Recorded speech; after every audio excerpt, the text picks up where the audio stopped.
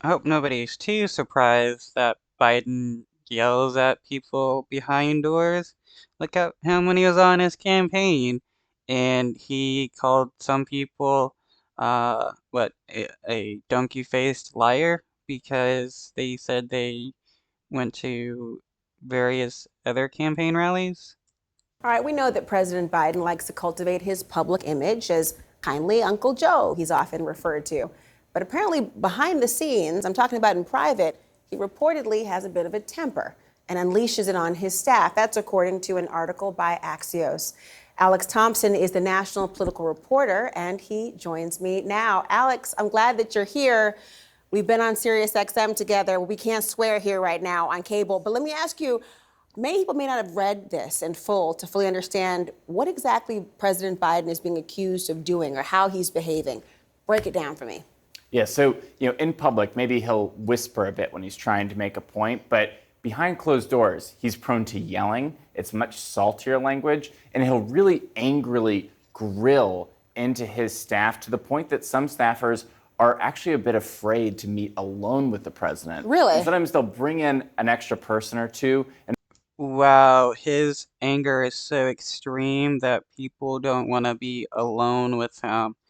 That is pretty wild. in order so that the firing line is a little bit distributed among several different staffers. This runs really counter to the image that most people, I think, would have of President Biden. How are we knowing this? I mean, how do you get the reporting? Who's complaining about this? Is it current, former staff? Who?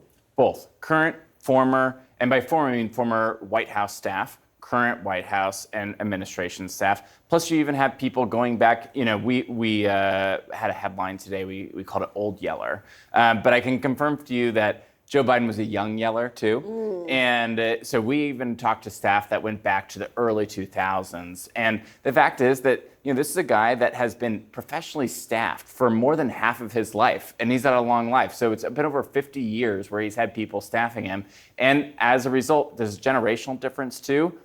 He's really, really tough on staff, and he already had that, as he calls, get his Irish up. He already had that Irish temper, and he'll really lay into people, and in some cases, make them feel humiliated, make them feel embarrassed, and really feel like, and truly be cussed out. Many might be surprised by this because you might recall when he spoke about respect and dignity, and the idea of if you're working with him, if you act in that way, you get fired. Well, listen to what he had to say. I'm not joking when I say this. If you're ever working with me and I hear you treat another colleague with disrespect, talk down to someone, I promise you I will fire you on the spot. On the spot. No ifs, ands, or buts. Everybody is entitled to be treated with decency and dignity.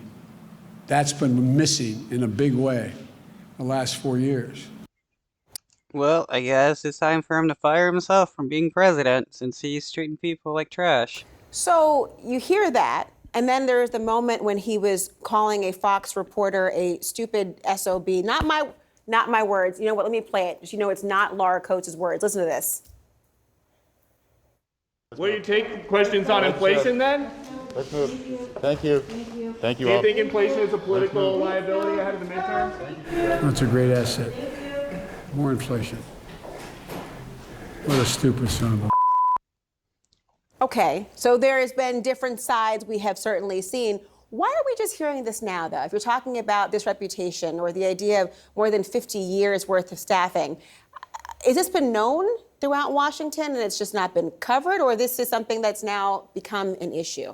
So there's a few different pieces to this. One is that Joe Biden, because he's been in the public life for 50 years, he knows the difference between a public persona and a private persona. And he's he didn't become president by accident, right? I mean, that requires a level of public persona skill that sometimes is different than your private persona. In this case, why it's so interesting is that his public persona leans so much on him being civil and his civility. And that clip you just showed about, the standard he was setting for his White House, I can tell you some former Biden administration aides don't think that he's lived up even to his own standard. Now, the other thing I would point out as well is that a lot of Biden does have a side of him that is incredibly generous, that is incredibly compassionate. It's why, despite being a really tough boss, he has had this very similar, same inner core of advisors for sometimes going back several decades. They realize what they've gotten into, and they can sort of go with the highs and the lows. And I think that's part of the reason why he's actually had a relatively stable staff. So it's a little bit public persona versus private persona, and also the fact that he does actually have that compassionate, generous side.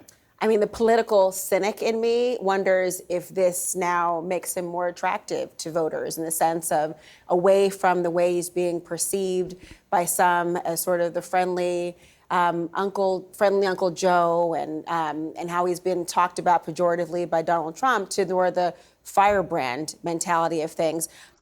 No, I mean, if somebody treating their staff like trash is gonna make you vote for them, then you're a pretty bad person yourself, because Biden shouldn't be treating people. He shouldn't be treating his staff like they're trash. How has the White House received this? They must be thrilled by your reporting.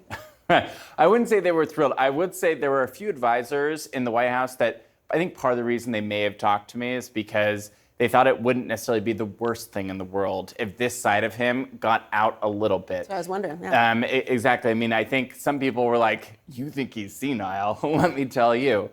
Sort of that thing. Like, I just. No, he's not senile. He just likes to cuss out people because he can't control his anger. Got cussed out behind closed doors for 10, 15 minutes for messing up this little small thing in a briefing. That being said, when I went to the White House, it was really interesting because this White House's comms team is very tough. They really defend their people.